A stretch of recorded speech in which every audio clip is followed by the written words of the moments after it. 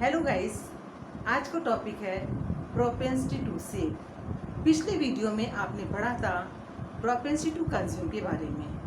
आपने ये देखा था कि प्रोपेंसिटी टू कंज्यूम क्या होती है और ये कितने प्रकार की होती है।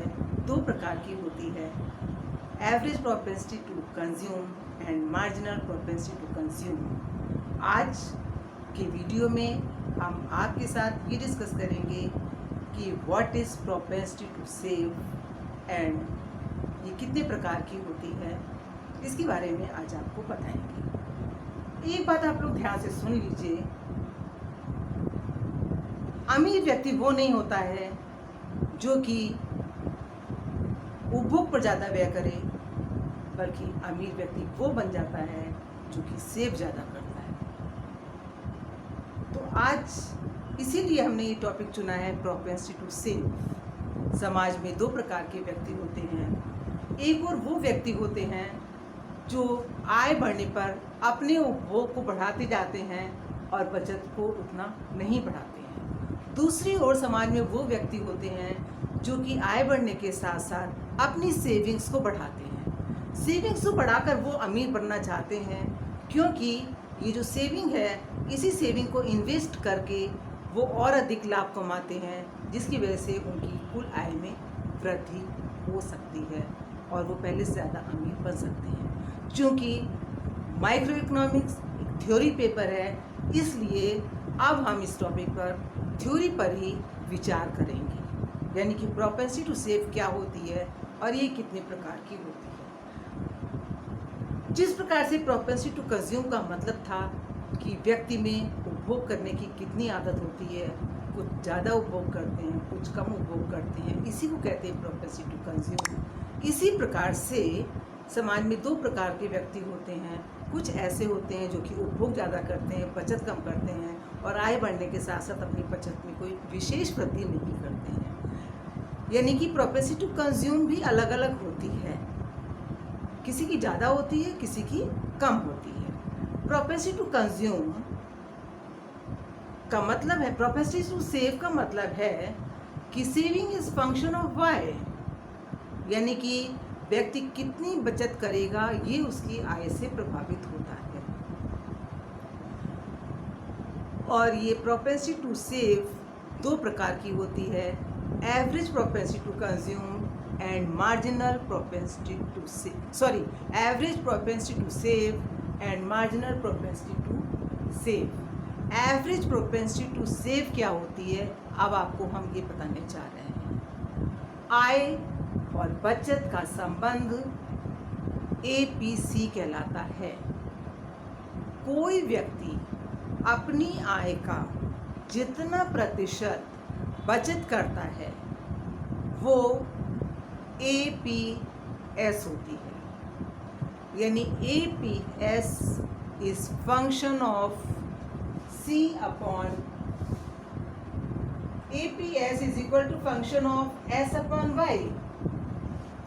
आय का जितना भाग सेव करता है वो APS होती है। APS रेखा को एक डायग्राम से दिखाया जा सकता है। इस डायग्राम में X एक्सिस पर इनकम को दिखाया गया है और Y एक्सिस पर सेविंग को दिखाया गया है। आप देख रहे हैं ये कर्व थोड़ा सा, सेविंग कर्व थोड़ा सा ऊपर की ओर चढ़ता हुआ है, इसका मतलब इसका स्लोप पॉजिटिव है। इसका मतलब है कि आय और बचत में सीधा संबंध होता है, यानी कि आय बढ़ने पर बचत में भी वृद्धि होती है।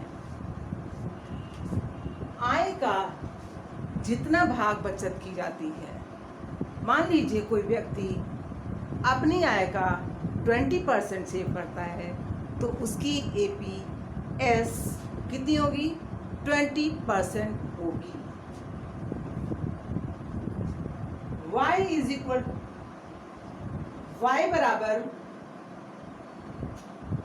C प्लस S होता है। व्यक्ति अपनी आय को 2 भागों में विभाजित करता है, उपभोग पर और बचत करता है। इसको इस तरह से लिख सकते हैं, Y upon Y is equal to C upon Y बराबर S अपॉन Y। यानी इसको इस तरह भी लिखा जा सकता है कि 1 में एपीसी और एपीएस दोनों शामिल होते हैं। यानी उपभोक्ता की जो आय होती है उसमें दोनों भाग शामिल होते हैं। एपीसी होता है, एपीएस होता है, एपीसी होता है और एपीएस भी होता है। एपीएस निकालने के लिए क्या करते हैं, जो आय है यानी कि 1 में से टोटल इनकम को 1 माना गया है, 1 में से एपीसी को अगर हम माइनस कर दें तो हमको एपीएस पता लग जाएगा कि कितना होता है। तो इस प्रकार आपने देखा कि एपीएस क्या होती है। उपभोक्ता अपनी आय का जितना प्रतिशत बचत करता है वो उसकी एपीएस होती है, और ये एपीएस अलग अलग व्यक्तियों की अलग अलग हो सकती है। y = c+s होता है, यानी कि उपभोक्ता अपनी आय को 2 भागों में बांटता है, उपभोग पर और बचत करता है। तो इसको इस तरह से लिख सकते हैं, y/y = c/y = s/y, यानी कि 1 क्या है, टोटल इनकम को 2 भागों में बांटा उसने, एपीसी और एपीएस। एपीएस बराबर 1 माइनस एपीसी, 1 में से एपीसी माइनस कर देंगे तो हमको एपीएस पता लग जाएगी। अब इसमें एमपीएस देखिए क्या होता है। उपभोक्ता की आय में परिवर्तन होने पर सेविंग में जितना परिवर्तन होता है वो एमपीएस होता है। एमपीएस क्या होता है, आय में परिवर्तन होने पर सेविंग में जितना परिवर्तन हुआ वो कहलाएगी एमपीएस। एमपीसी प्लस एमपीएस बराबर 1, यानी इन दोनों का टोटल 1 होता है। तो delta C upon delta Y plus delta S upon delta Y is equal to 1। पहला निष्कर्ष ये निकला, और दूसरा निष्कर्ष ये निकला, एपीएस और एपीसी का टोटल भी 1 होता है। दोनों टोटल 1 होते हैं, चाहे मार्जिनल देखें या हम एवरेज देखें। यानी कि हम एमपीसी प्लस एमपीएस का टोटल 1 होता है, और किसका टोटल 1 होता है, एमपीसी प्लस एमपीएस बराबर 1 होता है। तो इस तरह से आज के वीडियो में आपने देखा कि एमपीएस क्या होती है, उसको निकालने का फॉर्मूला क्या होता है, और एपीएस रेखा और एमपीएस रेखा की आकृति क्या होती है। आप इस डायग्राम में देखिए, इसमें एमपीएस रेखा को दिखाया गया है।